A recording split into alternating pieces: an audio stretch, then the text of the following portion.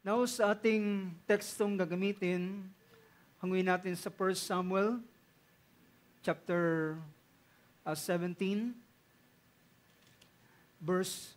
starting verse 40, ay ating babasahin ang bahaging ito.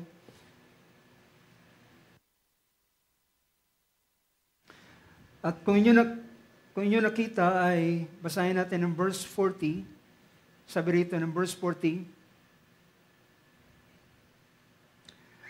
He took his stick in his hand and chose for himself 5 smooth stones from the brook and put them in the shepherd's bag, which he had even in his pouch.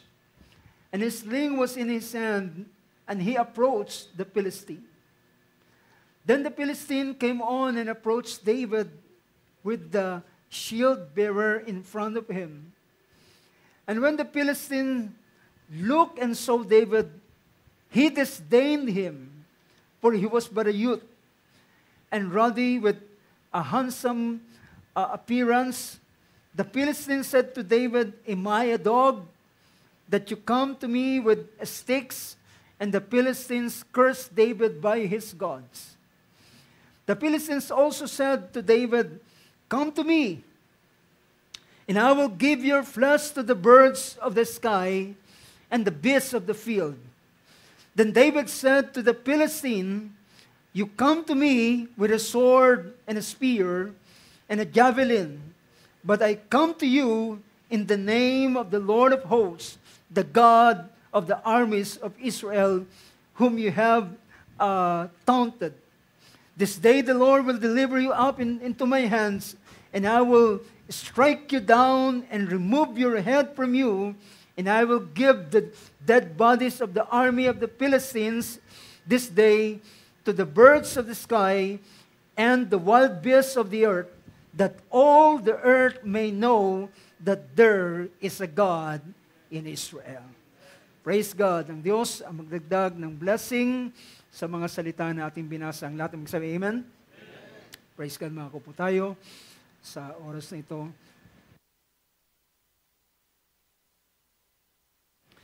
Praise the Lord. Purihin ang Diyos sa umagang ito, isang mabuting biyaya na muli tayo makita-kita sa gawain ng Panginoon at sa Kanyang presensya, higit sa lahat na tayo ay magkatipon. At hindi lamang naniniwala ko ang presensya natin Panginoon, hindi lamang sa dakong ito.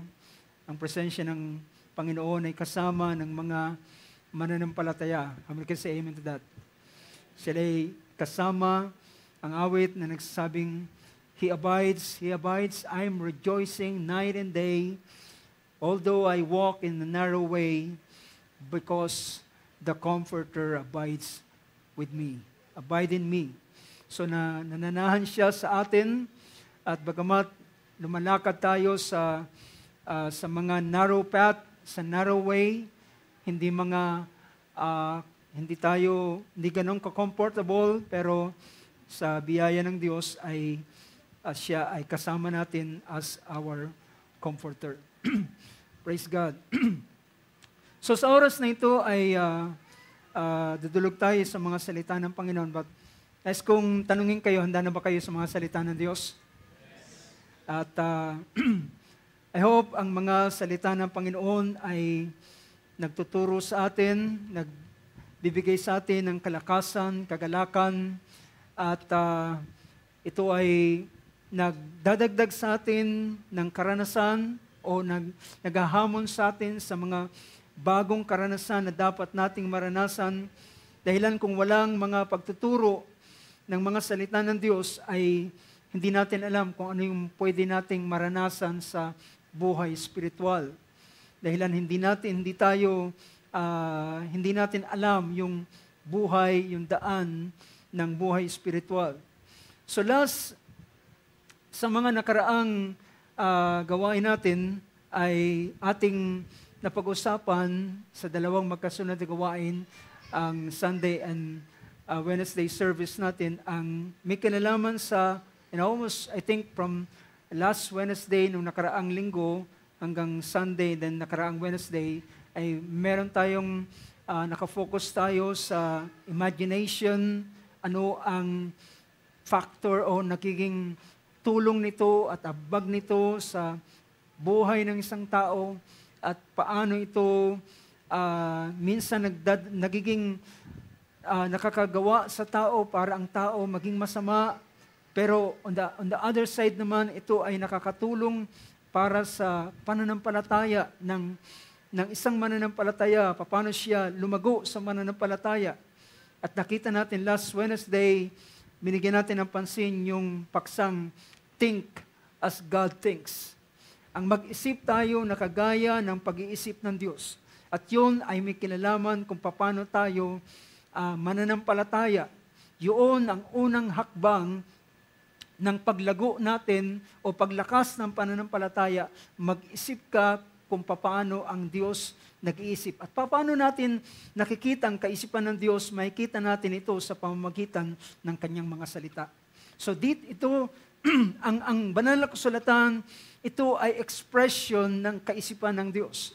Dahilan yung salitang logos na mababasa natin sa banal na kasulatan, in the beginning was the Word, yung word doon ay logos, yun ay ginamit din ito sa tinatawag na, although hindi lamang ang John 1:1 ang makikita natin ng word na logos, sa ibang mga scripture, mga kasulatan sa New Testament, ay mababasa natin yung salitang logos na ito ay word, nang ibig sabihin ito ay thoughts expressed. Ito ay kaisipan na nahayag. So kapag ako'y nagsalita, sa kanyo nalalaman ang aking pag-iisip. Tama ba mga kapatid? Diba? Kapag ako'y nagsasalita at hanggat hindi ako nagsasalita, hindi nyo nalalaman ang aking pag-iisip. Pero kapag ako ay nagsalita, then nakikita nyo, nalalaman ninyo kung ano ang nasa aking kaisipan. So, therefore, masabi natin, we can think as God thinks. Dahilan kung tayo ay mag-iisip kung paano ang kanyang mga salita, then ikaw ay nag-iisip na kagaya ng pag-iisip ng Diyos. So I hope ang bagay na yan ay naging makatulong sa bawat isa atin at I believe that ito ay makakatulong sa bawat isa. Now, sa oras na ito, ay ginamit natin yung teksto hango sa popular na pangyayari sa panahon ni David. At ang istoryang ito ay alam na alam ng lahat. It is about the story of David and Goliath. Ngunit ang ating paksa sa oras na ito na ating bibigyan ng pansin, ito pa rin ay pwede nating makita na ito ay may kaugnayan sa tinatawag na imagination. Mamaya makikita ninyo ang ilang mga bagay. Pero ang ating paksa na pag-uusapan ay isang tanong. At ang tanong na ito is, how did David defeated Goliath? So how did David defeated Goliath? Now, sa oras na ito ay gusto kong magtanong. At itanong sa inyo ang tanong na ito. At huwag kayong matakot. Pwede kayong sumagot. Huwag din kayong mahiya. At kung inyong alam ang nabasa ang kasaysayang ito, at alam nyo ang buong istorya, at alam ko kapag kayo'y sumagot, ay wala naman akong sagot na sasabihing mali. As long na ito ay inyong nabasa ninyo at base sa inyong nakita sa kasaysayang ito na paano niya natalo si Goliath, ay hindi ko i-consider na mali. Ang lahat na inyong isasagot ay ito'y tama. Now, meron bang gustong magpahayag at magsabi, paano natalo ni David si Goliath? Anong paraan? Diba? Paano niya natalo? Sinong merong lakas sa loob? So how did David defeated Goliath? Among the brothers.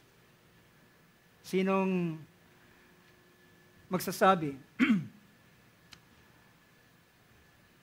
Kung wala, alam nyo, ang ilang mga kaisipan na ito, maring nahihiya kayo, baka sabihin, mali, pero sabi nga kanina, anong man inyong sasagot ay magiging tama as long na ito ay nasa kasaysayang ito. Pero alam niyo ba, ang sabi ng ilan, natalo ni David si Goliath sa pamamagitan ng pananampalataya. Tama ba mga kapatid? Diba sabi ko sa inyo, tama? Kung sasabihin niyo na tinawalo ni David si Goliath by faith, tama yan. At ang ilan naman ay sinabi ng ilan ay tinalo ni David si Goliath sa pamamagitan ng slingshot. Tama naman, di ba?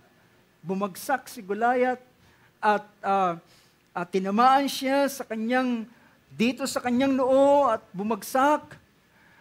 At marami pang bagay na pwedeng sabihin natin na dahilan si David ay naging bihasa. Alam niyo ba, yung sling ay later on ay na-develop ito ng mga warrior na kaya nilang ginagamit nila ito kahit man sa battle, kahit sa war. May mga tao na may mga sabihin mga kawal na mga sundalo na sabihin natin bihasa sa paggamit ng slingshot. Na kung magtatayo kayo ng isang stick, yung stick na yun ay kaya niyang patamaan by slingshot. So ganun ka yung dexterity ng kanyang kamay, yung kabihasaan ng kanyang pulso ay nagagamit niya para patamaan ang isang bagay. At ganoon na-develop yung slingshot. Pero, alam niyo mga kapatid, there is a reason behind Goliath's defeat. Merong nasa likuran ng pagkatalo ni Goliath. Merong, sabihin natin na merong reason bakit si Goliath ay natalo. Well, maring sasabi tayo, yes. But what is that reason? Ano yung reason behind? Dahilan alam niyo ba mga kapatid, kung titingnan natin ang description ng banal na kasulatan sa 1 Samuel chapter 17, ay pinakita rito na ang Israel at ang Philistines ay nasa isang pagbabaka sila. Well, bago sila mag-start ng battle, ay ng pakikipagbaka sa isa't isa, na sumugod ang bawat isa, ay nagpo-form muna sila ng kanilang mga army sa magkabilang side. Diba? Nagpo-form muna sila ng mga army sa magkabilang side. At yun yung mababasa natin sa chapter 17 ng book of 1 Samuel. So sabi rito, Now the Philistines gathered their armies for battle. And they were gathered at Soko, which belongs to Judah. And they camped between Soko and Azekah, and Ephes-Dammim. And Saul and the men of Israel were gathered and camped in the valley of Elah, and drew up in battle array to encounter the Philistines. So it is harapan yung kanilang mga armies sa isa't isa. Pero habang nandun sila sa naka-set as an array para sa battle, verse 3, merong isang Philistines. Sabi rito, and the Philistines stood on the mountain on one side, while Israel stood on the mountain on the other side. So nakikita natin yung picture ng battle, bago yung battle nila, ay nasa magkabila silang bundok. Diba? At sila ay nakahanda. Pero, sabi rito, nang bago magpasimula yung battle, ay lumabas, sabi rito then verse 4, then a champion came out from the armies of the Philistines, named Goliath from Gath, so merong bago mag-start, then lumabas si Goliath na taga-Gath. Isang, anong description dyan? A champion. Now, alam nyo kung anong champion? Is undefeated. Diba? Tama ba? Ang pag sinabing champion, and usually yung mga champion ang siyang naghahamon. At may mga panahon din naman sa boxing, ay kapag gusto niyang talunin yung champion na yun, yung merong world title na yun, ay hahamunin niya at sasabihin niya, gusto kitang makaharap. Pero dito, yung champion na ito ay nagpasimulang maghamon. Naghamon siya.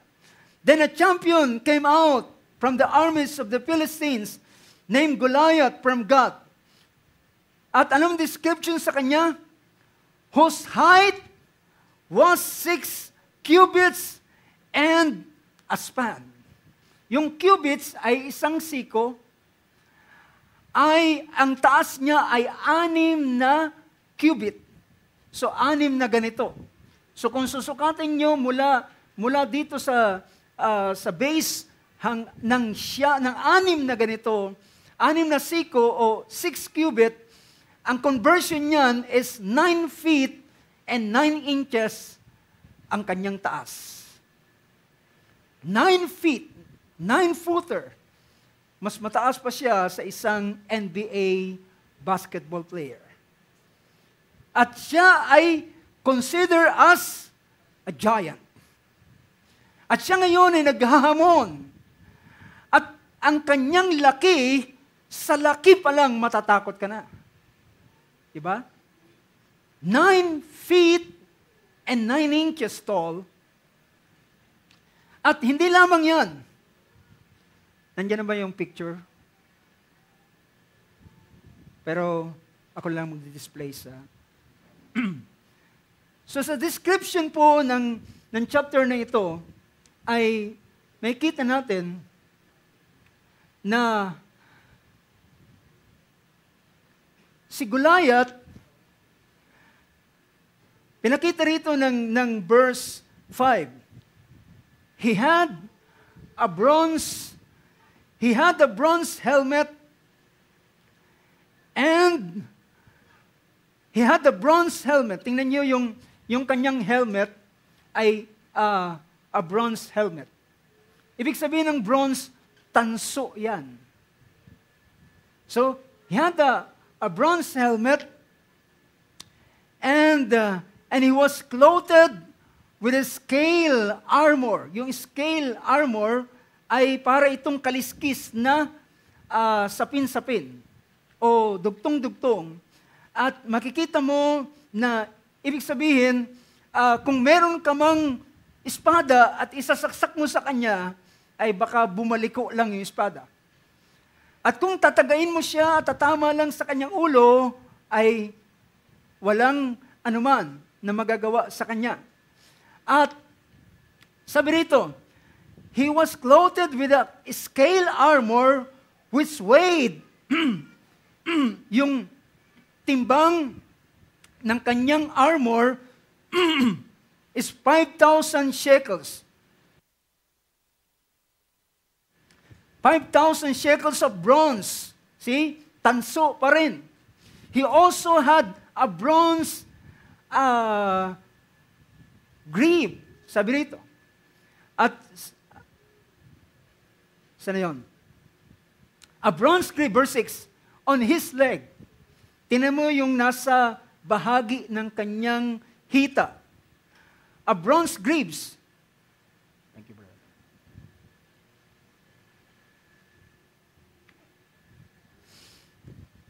And bronze javelin. So meron siyang hawak na sibat o javelin. And on his legs, and a bronze javelin slung between his shoulder. Meron siyang yung sibat. The shaft of his spear, meron siyang yung pinaka-tulis noon, yung pinaka-shaft niya, was like a weaver's beam, and the head of his spear weighed 600 shekels of iron. The bakal. He stood and shouted. He stood and shouted to the ranks of Israel and said to them, "Why do you come out to draw up the battle array?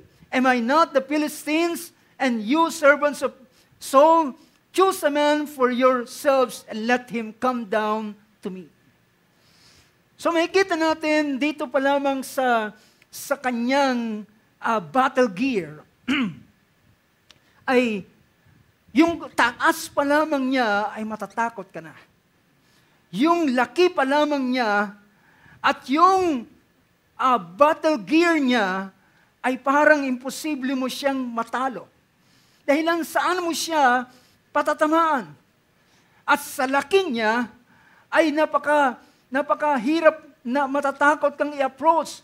At doon ay pansinin nyo, meron siyang sword, meron siyang espada sa kanyang tagiliran at meron siyang spear.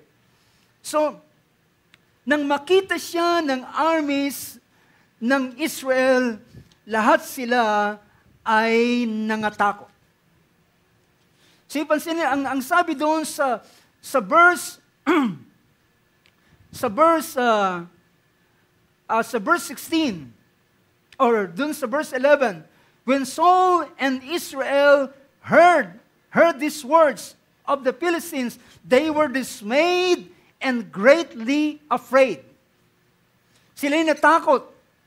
At araw, gabi, umaga at hapon ay naghahamon, lumalabas si Goliath at naghahamon. Huwag na tayong mag-aksaya ng panahon. Isang tao lang ang aking kailangan. Sinong makakatalo sa akin ay magiging alipin kaming lahat sa inyo.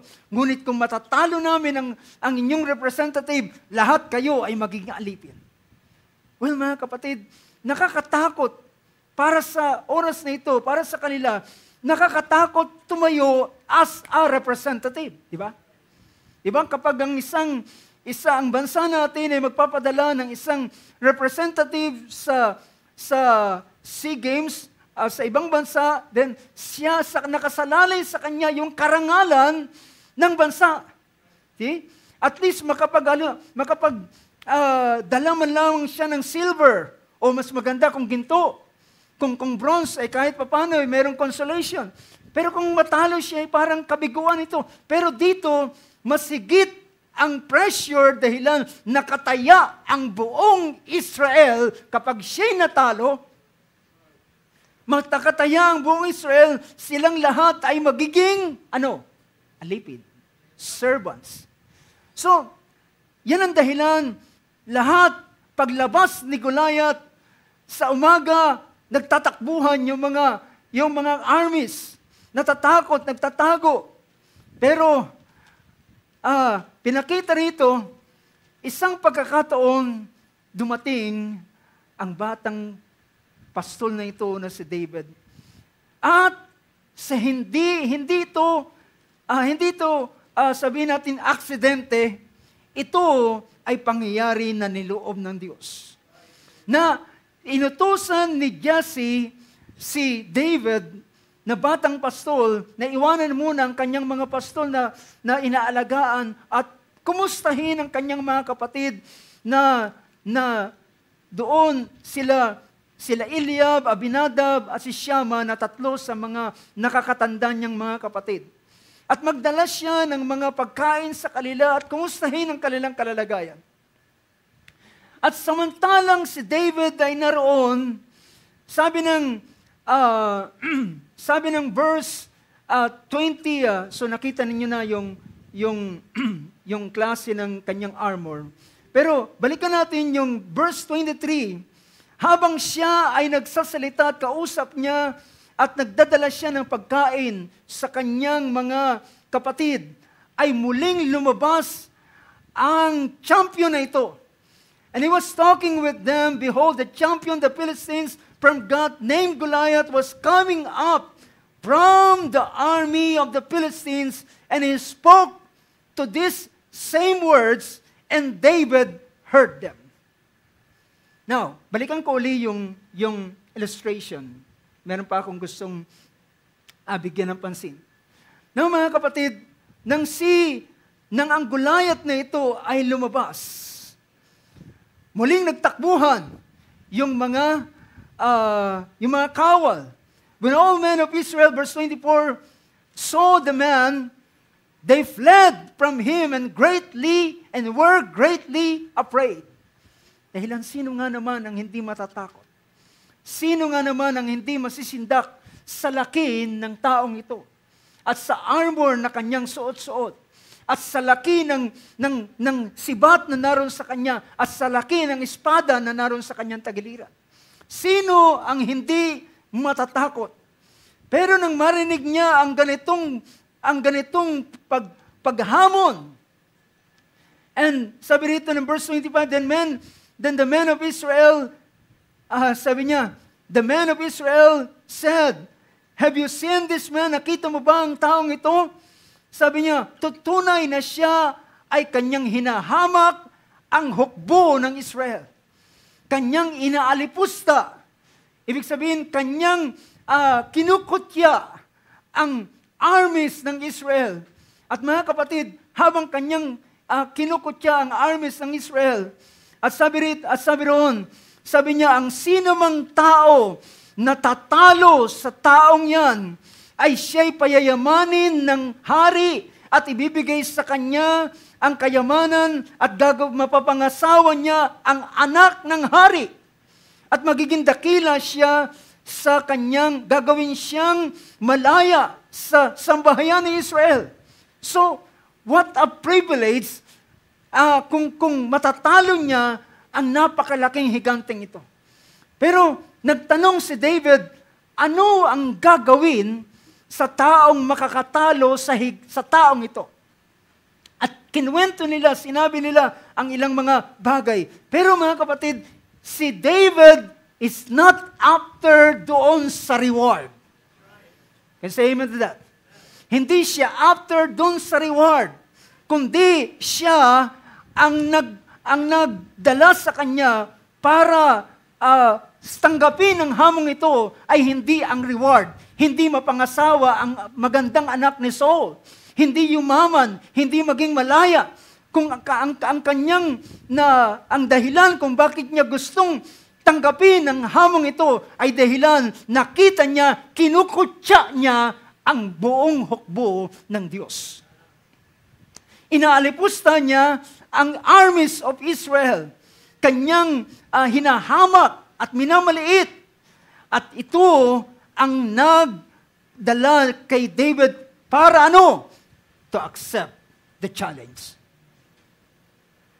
Sabi rito, verse 26, then David spoke to the men who were standing by him, saying, what will be done for the man who kills this Philistine and take away the reproach from Israel?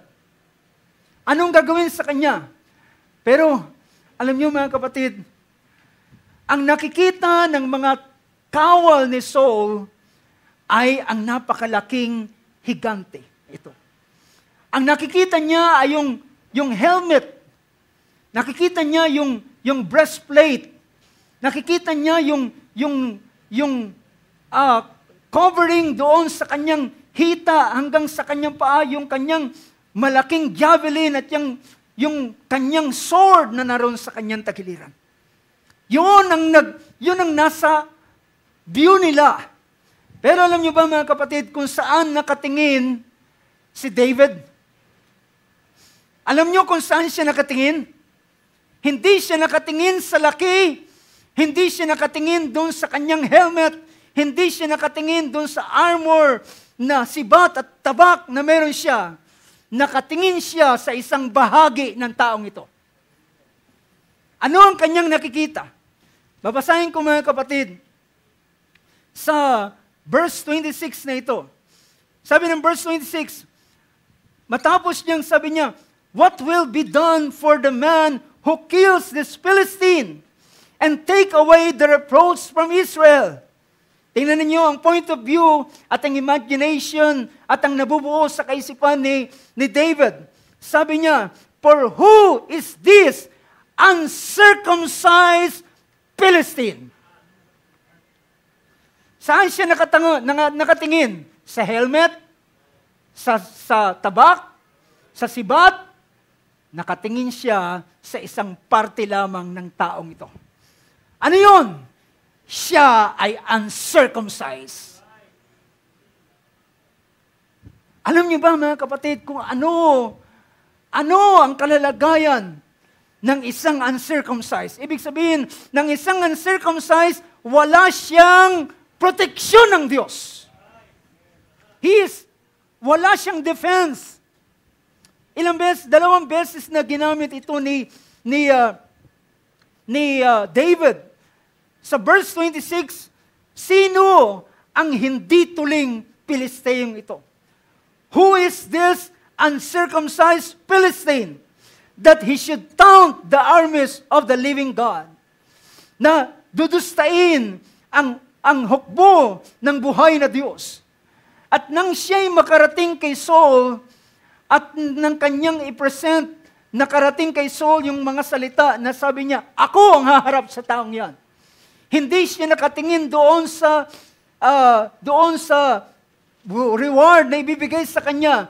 Ang humamon sa kanya, ang nagdala sa kanya para i-accept ang challenge na ito, ay hinahamak niya ang hukbo ng Israel. At sabi niya, nang siya'y makarating kay Saul, sabi niya, verse 36, your servant has killed both the lion and the bear. And this uncircumcised Philistine will be like one of them, since he has taunted the armies of the living God. Now mga kapatid, ang perspective ni David ay hindi ang kanyang armor. Ang nakikita niya, ang taong ito ay walang proteksyon ng Diyos, samantalang tayo ay merong tipan ng Diyos sa atin. Now, tingnan ninyo mga kapatid. Pansinin ninyo, ano ba ang ibig sabihin ng tinatawag na circumcision? Ang circumcision, pansinin ninyo ang chapter 15 ng Book of Genesis. Genesis chapter 15. Ang Genesis chapter 15 ay sa verse 1, ang pangungusap ng Panginoon kay Abram. When Abram nang siya ay nag-iisip, siya ay mamamatay na at wala pa siyang anak. Pero ang verse 1 ay nagsabi ng ganito, after these things, the word of the Lord came to Abraham in a vision saying, do not fear, Abram. Sabi niya, do not fear, Abraham. I am what? I am a shield to you. I am a shield to you. You know what is a shield? Ngayon, biniyaya ng Diyos ng karunungan ng Israel at ang kanilang nakaimbento sila ng Iron Dome. At ito'y kagaya ng, pag sinabing dome, parang ito isang, kakita kayo ng dome, di ba? Parang covering. Pero sabi ng Panginoon kay Abram, sabi niya, I am your shield. I am your shield. So kung ang Diyos ang kanyang shield, ang kanyang proteksyon, sino ang makagagapi sa Kanya? Sino ang makakatalo sa Kanya kung ang Diyos ang siyang kanyang shield? So kung merong shield na yari sa ano pa mang mga shield ngayon, yari sa bakal, yari sa makapal na plastic, yari sa kung anong bagay, well, pwede pa rin itong masira. Pwede pa rin itong lagpasan ng anuman. Pero, sabi niya, I am the God Himself. Ako mismo, I am your shield. I am a shield to you. Your reward shall be very great. At ano nyo, upang maibigay ng Panginoon ang shield na ito. Dahilan, sa chapter 12 ng Book of Genesis, pamilyar tayo sa mga talatang ito. Sabi ng chapter 12 ng Book of Genesis, sa verse 1, nang ang Panginoon ay mangusap kay Abraham, sabi niya, lumabas ka sa iyong kamag-anak, sa iyong mga relatives, sa bahay ng iyong magulang, sa lupain na ituturo ko sa iyo, ipapakita ko sa iyo. And verse 2, I will make you a great nation. I will bless you and make your name great. And so you shall be a blessing. And verse 3, sabi ng verse 3, and I will bless those who bless you, and the one who curses you, I will curse. Ang sino mang magpapala sa iyo ay aking pagpapalain, pero sino man ang gustong sumumpa sa iyo, ay bago pa sila sumumpa sa iyo, sila ay aking susumpain. Ano nakikita ninyo mga kapatid? Pinapakita ng Diyos kay Abraham, I am your protection. I am your covering. I am your shield. I am your covering. At upang, kung itutuloy natin yung chapter 15 ng Genesis, ay ang Diyos ay nakipagtipan kay Abraham, na ibig sabihin ng tipang ito ay ang covenant ay kanyang ginawa sa pagitan ng Diyos at ni Abraham. Nangyari ang covenant sa chapter 15. Datapot pagdating ng chapter 17, ang Diyos ay nangusap ng panibagong bagay kay Abraham at siya ginawang Abraham. At nang siya ay ginawang Abraham, then ang Diyos ay nagsabi, lumakad ka sa harapan ko at magpakasakdal ka. At sabi niya, at gawin mo ang isang bagay na ito. Sa chapter 17, verse 9, sabi rito ng verse 9 ng Genesis, and God said further to Abraham, now as for you, you shall keep my covenant, and your descendants after you throughout their generations. And this is my covenant which you shall keep between me and you and your descendants after you. Every male among you shall be circumcised. Sabi rito, sabi niya, iingatan mo ang aking tipan. Dito, ang tinatawag na circumcision, ito ay sign ng tinatawag na covenant. See? Kung sa mga kasalan ay ang dalawang sign ng dalawang lalaki at babae mag-asawa ay una yung kanilang marriage contract, pangalawa ang isang sign ay yung singsing na kanilang sinusuot. So yun yung tinatawag na sign of the covenant o sign na sila ay meron siyang katipan, meron siyang asawa, meron siyang pinakipagtipan. Ngayon, sa Diyos, para makita yung tanda ng tipan, ay hindi siya nag-require ng anumang alahas. Hindi siya nagsabi, magsuot kayo ng kwintas, at yun yung sign ng covenant. Kundi, ang sabi ng ating Panginoon, sabi niya, every male among you shall be circumcised, and you shall be circumcised in the flesh of your foreskin, and it shall be the sign of the covenant between me and you. And every male among you, bawat isa na ikawalong araw ay isa-circumcise, bawat alipin na binili ay isa-circumcise. Verse 13, a servant who is born in your house or who is bought with your money shall be circumcised. Thus shall my covenant be where? In your flesh. So yung pinakatanda ng tipan ay dala-dala ng bawat ipinapanganak na anak ni Israel. Nakukuha niyo ba, mga kapatid? Well, ito ay tanda ng Panginoon na ibinigay kay Abraham at sa Israel, na ito ay ibig sabihin, bawat ipapanganak, pagdating na ikawalong araw, kinakailangan siyang circumcise at upang ipakita na ang Diyos ay merong obligasyon na ingatan ang taong ito. Bawat ipapanganak at the age of 8 days, isi-circumcise siya at magmula sa kanyang pagkabata, kapanganakan, ay magdadala siya ng palatandaan na ang Diyos ay may tipan sa taong ito.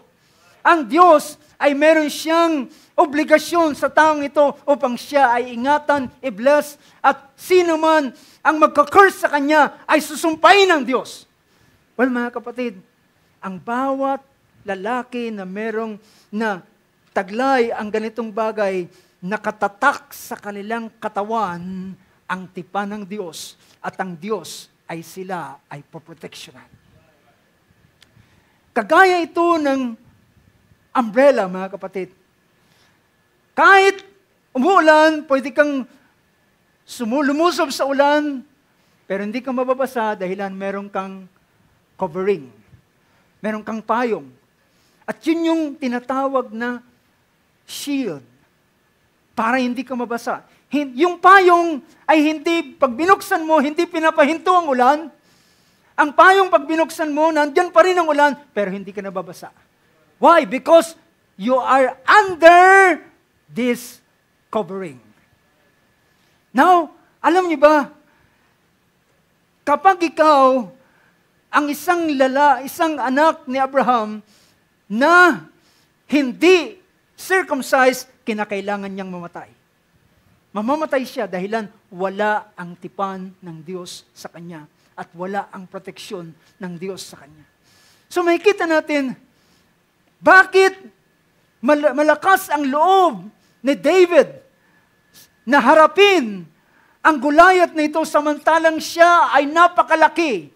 Samantalang ang kanyang shield, yung kanyang armor ay hindi mo mahirap i-penetrate. Samantalang kanyang helmet is bronze, ang kanyang breastplate is bronze. Ang kanyang nakabalot siya at parang siya isang untouchable.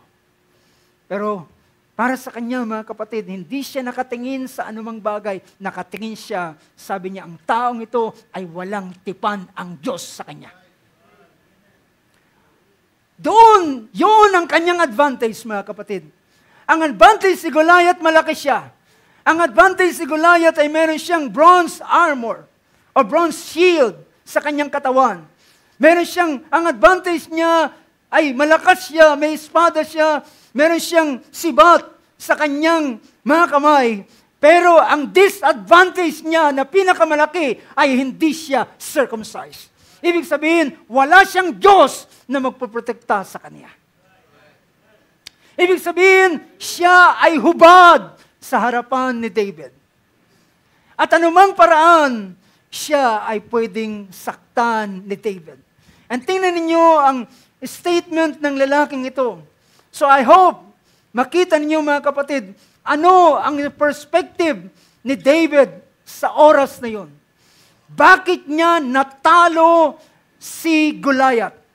Hindi dahilan sa slingshot, kundi dahilan ang taong ito. Siya ay circumcised, siya ay anak ni Abraham, siya ay nasa ilalim ng tipan, samantalang ang lalaki ito, siya ay naked. Siya'y hubad. Siya'y walang protection. Tingnan ninyo ang Book of Numbers. Tingnan ninyo ang perspective ni Joshua ng kanyang tingnan at ni Caleb. Pinakita niya ang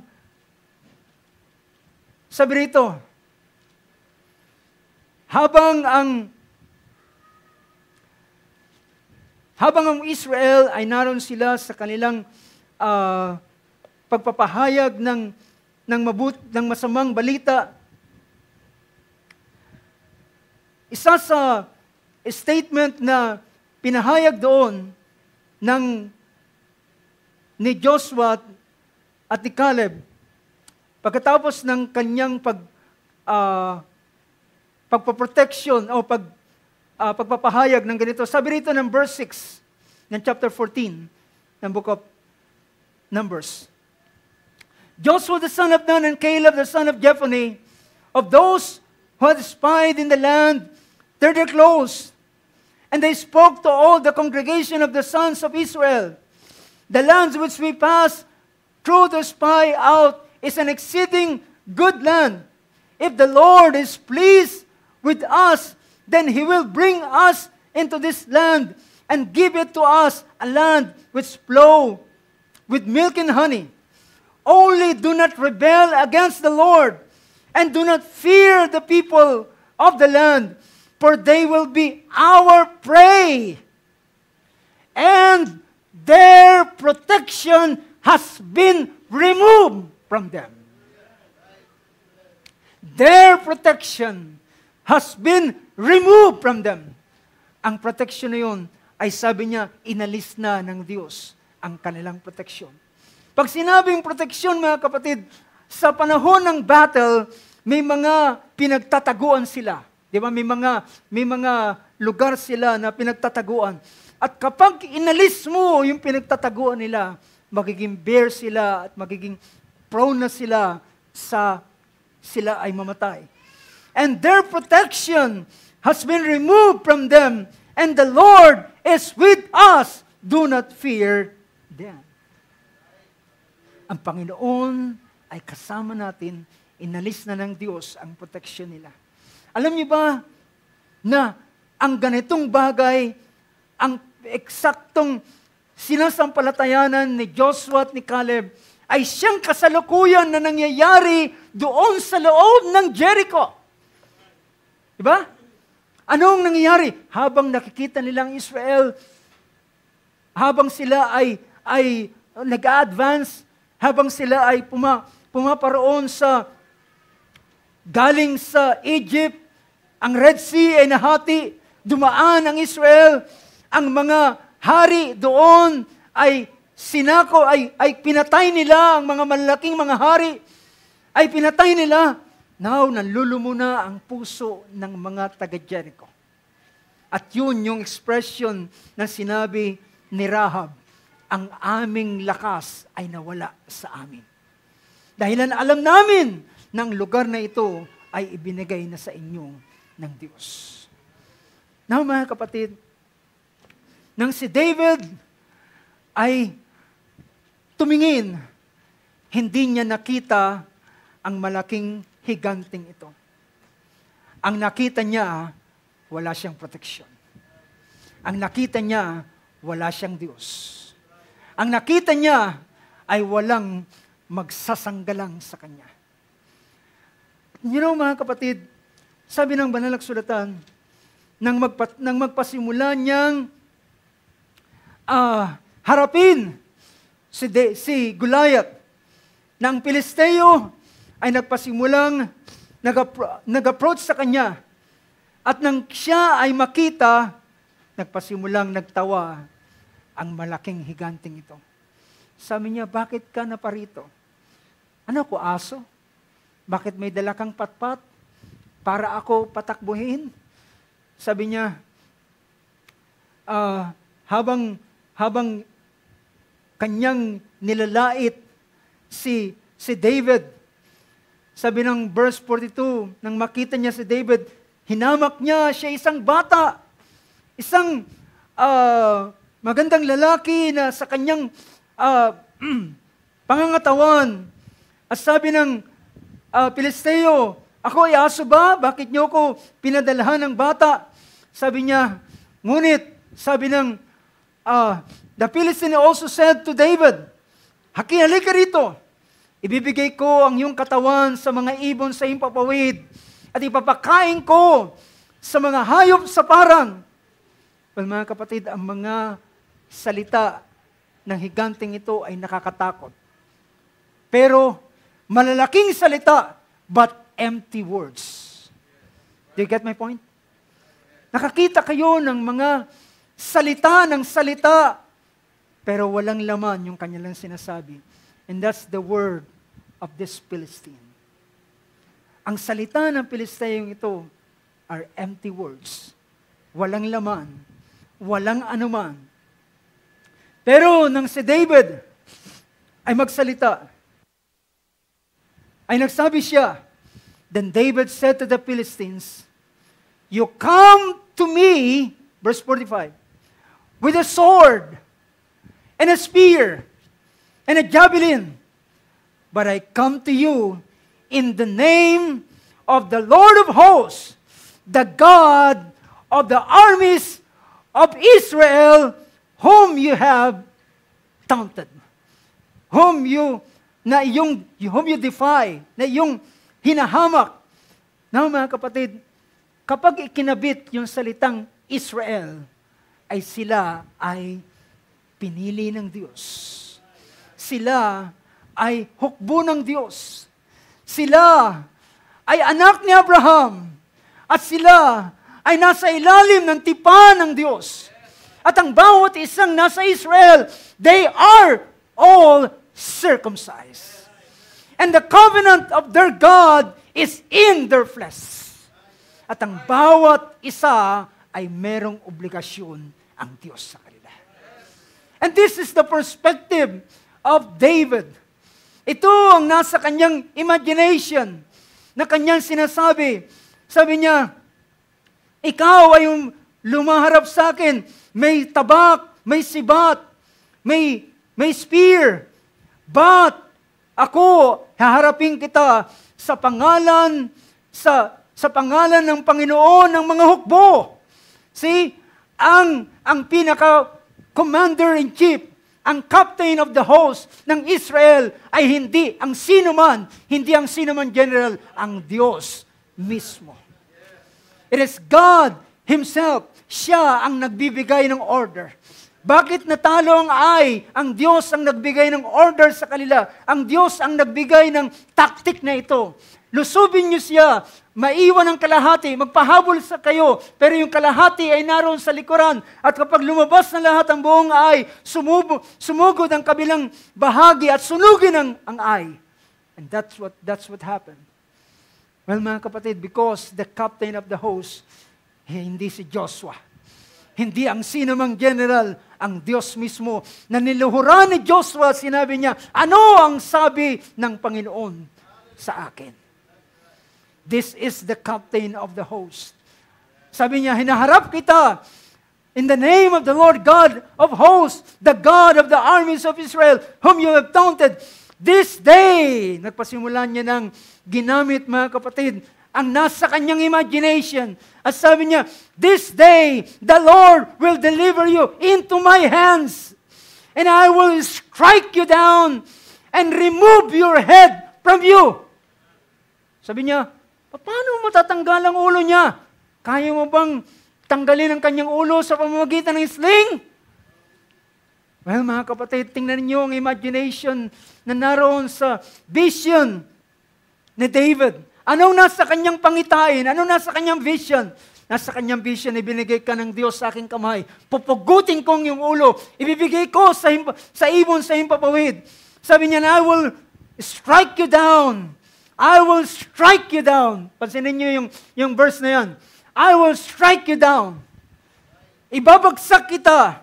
I will strike you down and remove your head from you. And I will give the bodies of the army of the Philistines this day to the birds of the sky, and the wild beasts of the earth, that all the earth may know that there is a God in Israel.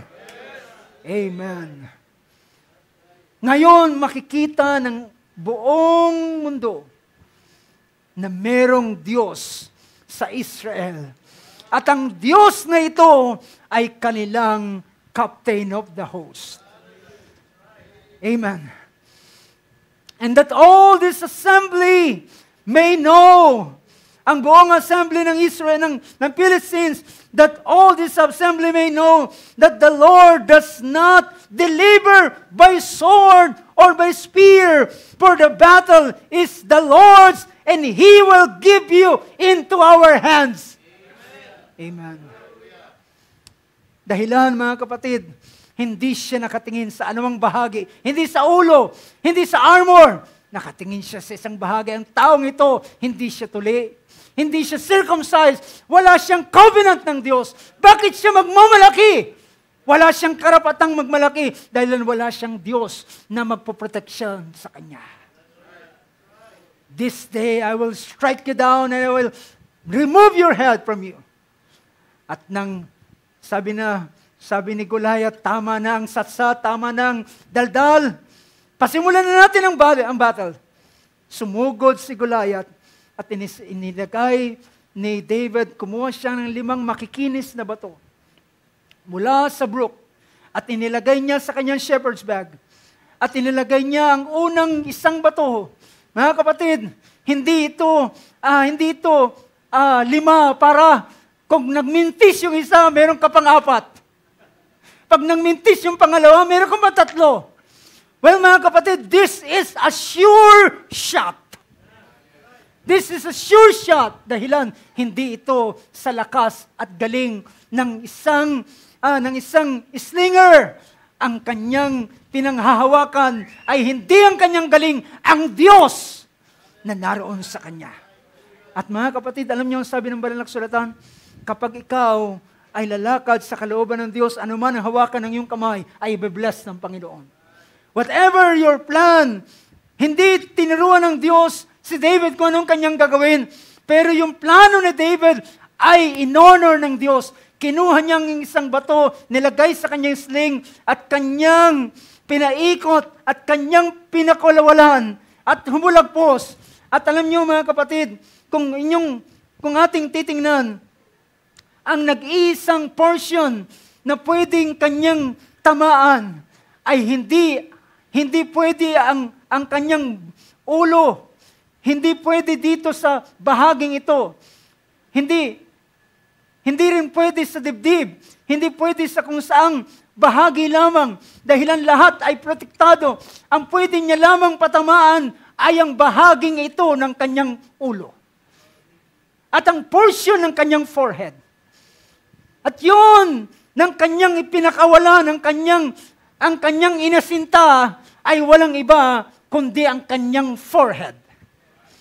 At nang kanyang pakawala ng bato, and then sabi ng banal na kasulatan, and it happened. And in verse 49, and David put his hand into his bag and took from it a stone and slung it and struck the Philistines on his forehead, and the stone sunk into his forehead. Mga kapatid, ayon sa studies, ang lakas ng tama ng bato kay Goliath ay kasi gaya ng lakas ng bala na pumasok doon. Ang porsyong ito ay may buto. It sunk doon sa loob ng kanyang forehead. At nang yan ang dahilan, sabi on his forehead, and the stone sunk into his forehead so that he fell on his face to the ground. Tumumba siya hindi pahiga. Tumumba siya hindi patagilid. Tumumba siya pasubasob. At siya ay anyo ng pagsamba. Hallelujah. Dahilan, mga kapatid, hinamak niya ang Diyos ng Israel. Dahilan ng battle, habang merong tinatawag na pakikipagbaka, pero nang pinasimulan niyang hamakin ang Israel, ang kalaban niya na ay hindi Israel, kundi ang Diyos mismo na nagpanganak at nag-create sa Israel. Ano sabi ni David? I will strike you down. At ang unang attempt, ang unang bala ay bumaon sa kanyang forehead at bumagsak siya. At sabi rito, thus David prevailed over the Philistines with a sling and a stone. And he struck the Philistine and killed him. But there was no sword in David's hand. Walang tabak sa kanya. That's verse 50. Then David stood over the Philistine. Tumayo siya sa ibabaw ng Pilisteo and took his own sword. The sword of Goliath. He took Goliath's sword and drew it out of his sheath and killed him and cut his head. When the Philistines saw their champion was dead, they all fled. Now, mga kapatid, ito ay isang napakainam na aral sa bawat mga anak ng Diyos. Ikaw ay nasa ilalim ng tipan. Sino man ang gustong gumalaw sa iyo na wala sa ilalim ng tipan, hindi sila magtatagumpay sa iyo. Hindi sila magtatagumpay sa iyo. Ano man ang kanilang gustong gawin, hindi sila magtatagumpay. Hindi sila mananaig sa anumang paraan dahilan ikaw ay nasa ilalim ng proteksyon ng Diyos. At kung ikaw ay makikipagbaka, tiyak ikaw ay magtatagumpay. Ngayon, mga kapatid, hindi tayo circumcised as kagaya ng Israel, but we have the baptism of the Holy Spirit. And the baptism of the Holy Spirit is a sign of the new covenant, that you are under this new covenant. Ikaw ay nasa ilalim ng tipang ito, at dahilan ikaw ay nasa ilalim ng tipan, ikaw ay nasa ilalim ng proteksyon ng Diyos. Sino man, I will bless you. And those that will curse you, I will curse. At sabi niya, ang magiging kanyang proteksyon ay walang iba kundi ang Diyos mismo. Sabi ng Panginoon kay Abraham, ako ang naglabas sa iyo mula sa pagkaalipin o mula sa lugar ng Chaldeans. At ibig sabihin, ikaw ay nasa ilalim ng aking obligation. Now, mga kapatid, ang isang tanging dahilan bakit natalo ni David si Goliath, siya ay walang proteksyon ng Diyos. At bakit siya nagtagumpay? Siya ay nasa ilalim ng tipan. Dala-dala niya ang tanda ng tipan sa kanyang sarili. Hallelujah. At siya ay pinagtagumpay ng Panginoon. Well, mga kapatid, bless ng Diyos ang bagay na kanyang ginawa at ang Diyos ay nakilala. Kapag ikaw ay tinulungan ng Diyos at ikaw ay nagtagumpay, ang Diyos ay maluluwalhati sa iyo. You say amen to that? Ang Diyos ay maluluwalhati sa iyo. Ang Diyos ay makikilala na ang Diyos ay gumagawa sa iyong buhay. Praise God. Tayo tumayo sa oras na ito, mga kapatid. Ating palakpakan ang ating Panginoon. Praise God. Hallelujah. Ano sabi ng Book of Philippians? Pinakita ni Apostol Pablo ang pangungusap na ito. Sabi niya sa kanyang sulat,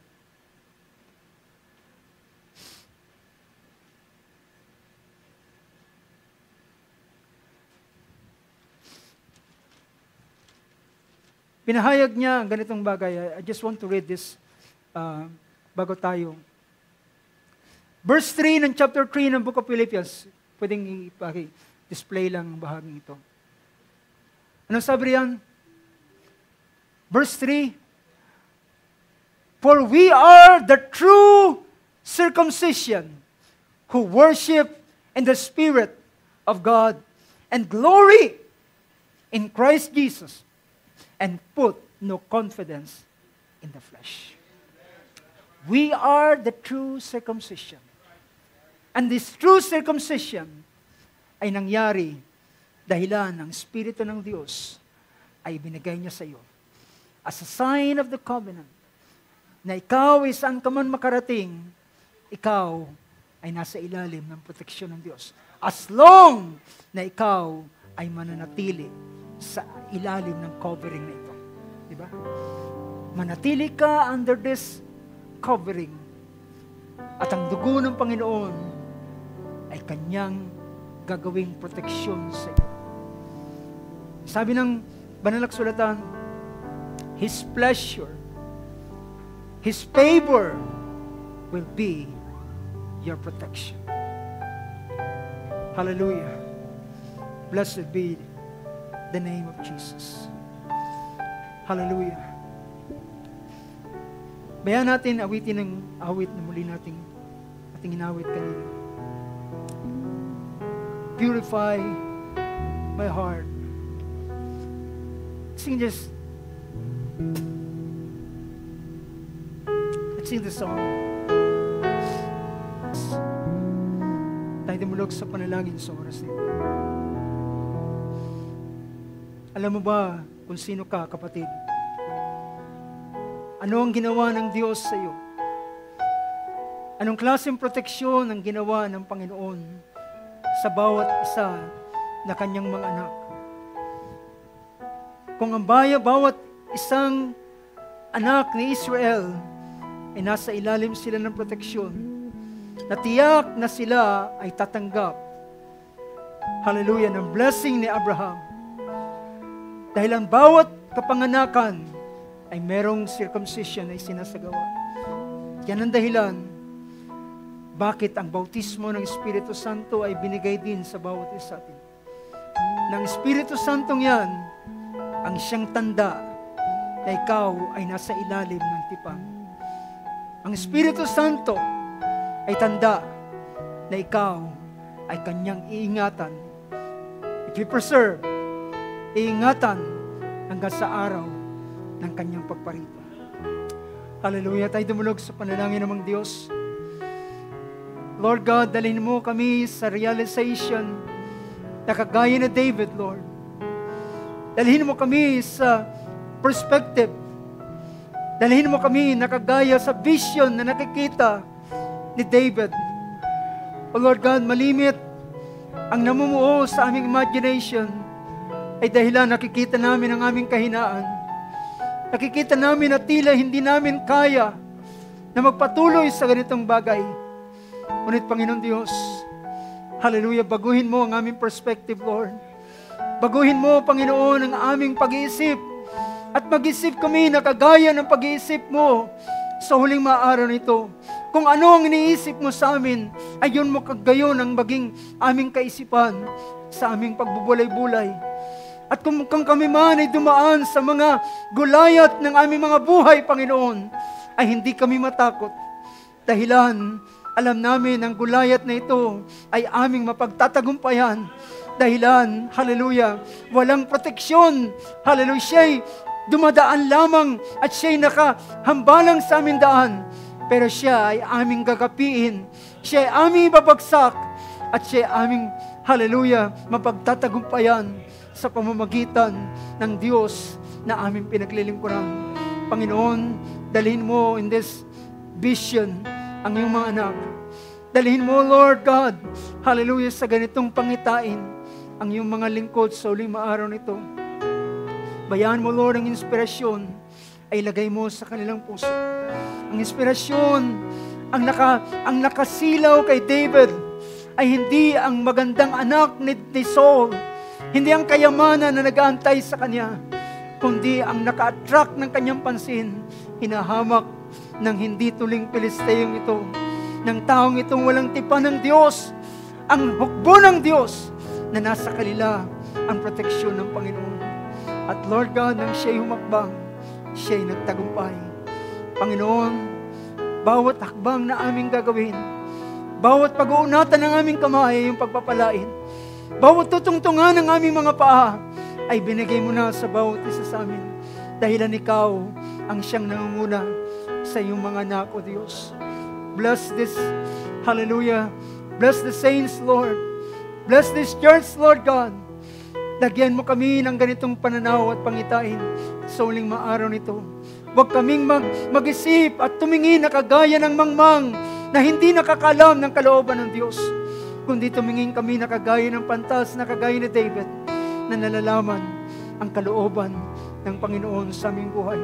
Nakikilala namin ang Diyos na aming pinaglilikuran.